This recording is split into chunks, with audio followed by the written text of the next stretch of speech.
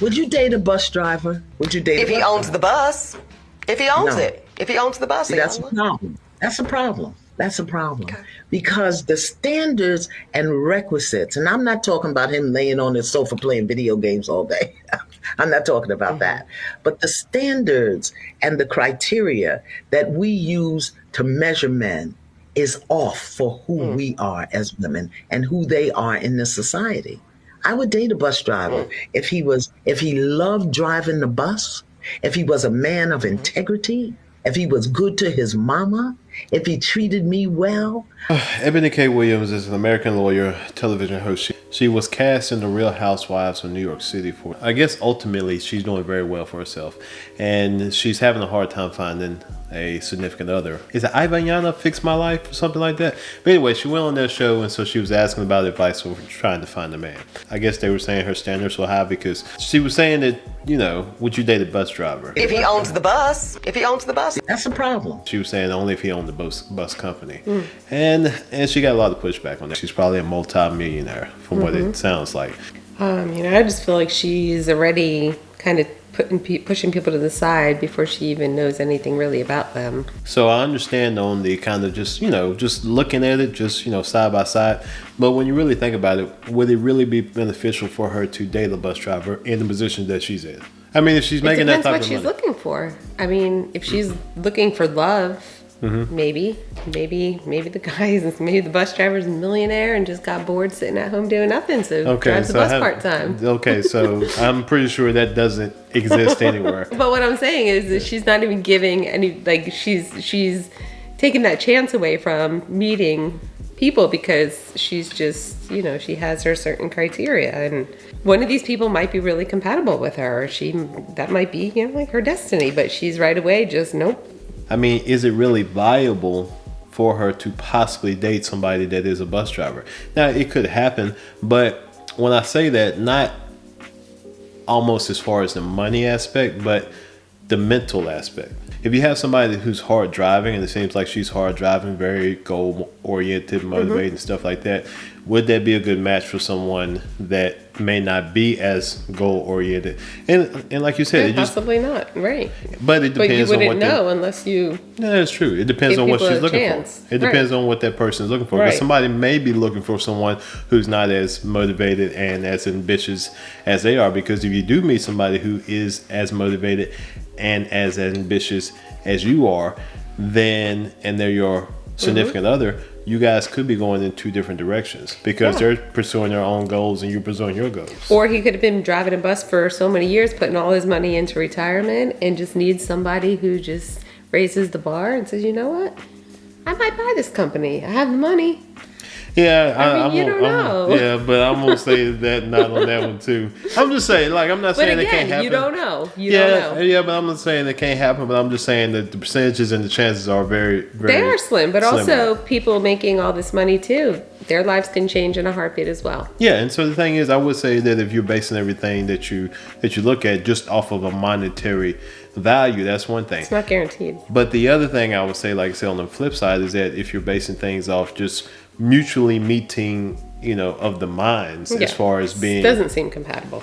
I do believe in love, and I do believe in, and sometimes you don't know where that's going to come from. It could come from a bus driver, it could come from a sanitation worker, it could come from a nail technician. But I also would say that people have the right to choose who they want to date and who they want to talk to. And if somebody says, look, I don't want to talk to this type of person, I don't think that they should be ridiculed. Like, there's a lot of people that say, you know what, I'm black and I don't want to talk to a white person, or I'm white and I don't want to talk to a black person, or whatever it may be. Can you be mad at someone's preference? I would say that if someone is complaining because they're not getting what their preference is, that's a different story. Okay. But if if you have a preference and you're willing to stick to your preference and you're willing to just hold out on your preference, but on the other hand, I think in part of the interview, she was complaining that she has tried all these different types of men and that men in general aren't any good. If you do have a certain preference, I mean, that's perfectly fine. But then when you start complaining about everyone else because they're not meeting your preference, then I think that, when you're putting that stuff out into the atmosphere, I think that you have to look at getting some pushback about that. I don't think anybody really cares about your preferences. I mean, some people do. Well, it depends what her preferences are also, because if she's looking for somebody who makes a ton of money and dresses the part, but then is loyal, maybe she's not finding what she wants because what she's asking for doesn't really exist. I mean, I wouldn't say it didn't exist, but when you start looking for stuff and then you start narrowing down, like, I want this, I want this, I want this, I want that. Right. It's like your pool of people starts becoming very, very slim, right, and very, very narrow. And so the chances of you running into someone who checks all those boxes is sometimes could be slim to none. And that's the thing that you had to live with all those preferences. I would think you're welcome to have your preferences, but you also have to understand the limits that you're putting on the availability. Correct. And what's out there for you when you start having so many preferences. And number one, if you don't want to date a blue collar man from the working class, then you're just making your pickings very, very, very slim. Okay, correct. Because they call the 1% for a reason. That's number one. Number two, whatever you want in a mate, you should already be. So if you want a rich man, you better be rich yourself. That's how I feel. And third, and most important, what happened to love? What happened to connecting with somebody's energy? I think we looking for all the wrong tangibles in people, and they're all superficial, these things that people are looking for. If you're going to make the commitment to spend the rest of your life with a person, trust me, it's going to take way more than money. You know, does this person make you happy? Does this person make you laugh? As Flame said, does this person make you feel protected? I do agree with the love comment, but I think love has its ebbs and flows. Finding somebody who you might not love right away, but that you're compatible with, somebody who makes you laugh, somebody who you have fun with. I think that's important. I think a lot of people, when they're young, they don't really understand themselves. They don't know themselves. And you don't start really getting to know yourself until you get older. And as you get to know yourself, you start to figure out what you need as far as your yin and your yang. And some people figure it out and some people don't. And some people, get together when they're young and they go through life and they start changing because they start to understand themselves. And as they start to understand themselves, they start to change and start to, become more comfortable and want to become more of who they feel that they should be. And that sometimes can be challenging on the relationship on the other partner because they're like, you were this when I met you in your 20s, now in your 30s, you're a different person. And that can be challenging. And so at that point in time, I think, it takes love to be able to say, hey, I'm going to change with you, or I'm going to go with you on that journey. When I was married, unfortunately the marriage didn't work out, but I married a mechanic. I married a mechanic very young. We built together but looking at Eboni, who's 39 years old, she's saying, she's looking for something different at that age. It's almost like a fine dance, I would say. If you find someone that is like you, that can be challenging. One difficult thing that I have noticed about, I guess, high performing people, they are not as easy to concede. It is always, I want to win. I would say for this Eboni lady is that with everything she does is that she is constantly wanting to win. So if you get into a disagreement with someone else who is high achieving, who's going to concede? Who's going to say, I'm just going to bow out? And I think you have a lot of bumping heads sometimes then because nobody wants to concede. But on the other hand, if you look at, and then you have someone that is not as high achieving, but is more of a docile person, then that docile person could get ran over by the high achieving person. It's difficult. It is very difficult. And she's an attorney, so I'm sure she doesn't lose many arguments.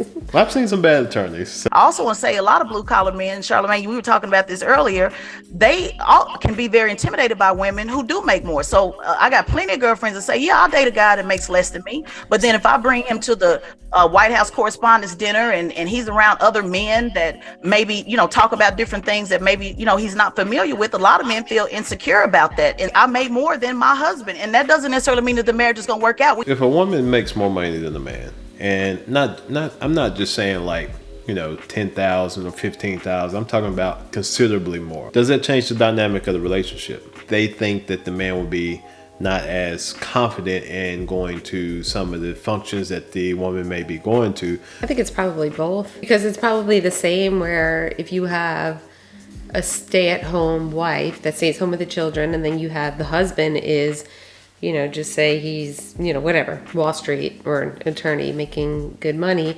And there's also females in the company and they have just say a holiday party and he brings his spouse. I mean, how much could she possibly have in common?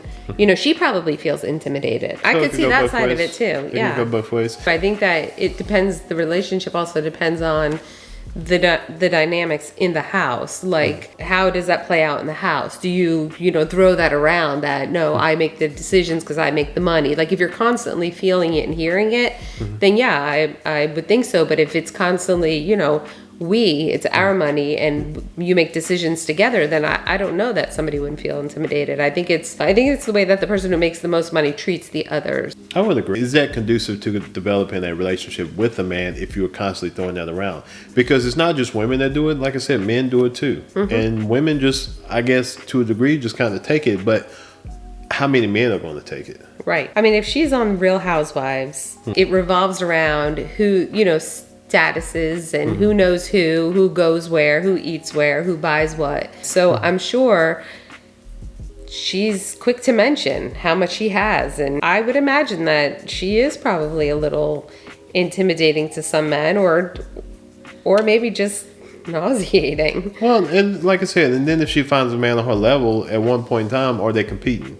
Is it a pissing contest? Right. It's like, it's like I want to throw mine. She wants to throw her stats around. And the man's like, no, it's like, you don't do as well as I do. Yeah. You see what I'm saying? It's like, even if she found a man on her level or that made more than her. Right.